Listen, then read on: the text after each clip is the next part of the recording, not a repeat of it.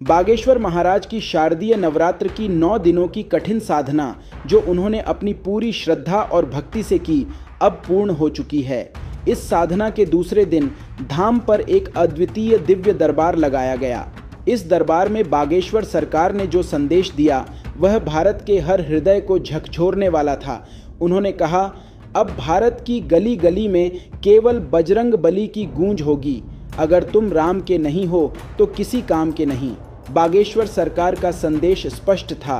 उन्होंने नवरात्र के 9 दिनों में गहन चिंतन और तैयारी की है, जिससे भारत की सामाजिक बुराइयों को जड़ से मिटाना है। जात पात, ऊंच नीच, छुआछूत जैसे भेदभाव को समाप्त करने का समय आ गया है। उन्होंने कहा, सरनेम तो सबके रहेंगे, पर सरकार को अब केवल 2 जातियां बनानी चाहिए, अमीर और गरीब, ताकि इस देश का विकास हो, ताकि हर गरीब को सम्मान मिले और कोई भी अन्याय अत्याचार न हो। बागेश्वर महाराज ने यह भी स्पष्ट किया कि आज के समय में फैले अंधविश्वास को मिटाने के लिए समाज को संगठित होकर खड़ा होना होगा। कोई भी सरकार तब तक काम नहीं करेगी जब तक आप खुद अपनी शक्ति को नहीं पहचानते। अब केवल बागेश्वर बाबा हिंदू राष्ट्र नहीं बना सकते, इसके लिए हर भारतवासी को बागेश्वर बाबा बनना होगा।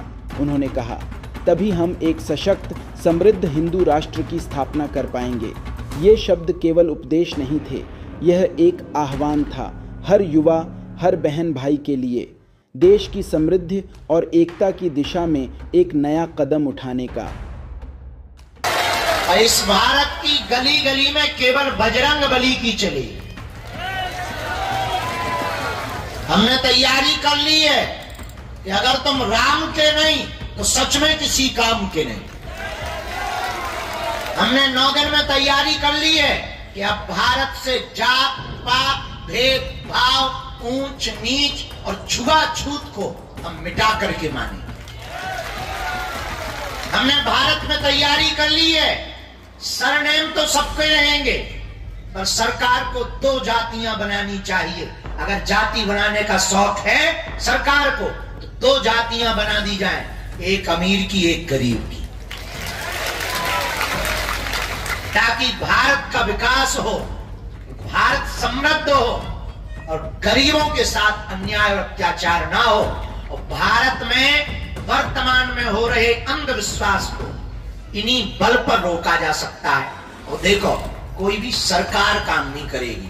हमारा तो विचार थोड़ा सोचना अलग है। अब तुम्हें खुद अपना सरकार स्वयं बनना पड़ेगा। केवल बागेश्वर बाबा हिंदू राष्ट्र नहीं बना पाएंगे। अब भारत के हर युवान भाई बहन को बागेश्वर बाबा बनना पड़ेगा, तभी हिंदू राष्ट्र। तो अगर हनुमान जी की साधना पाना है, हनुमान जी की कृपा का अनुभव करना है, तो पेशी के साथ वो 3 बीज मंत्र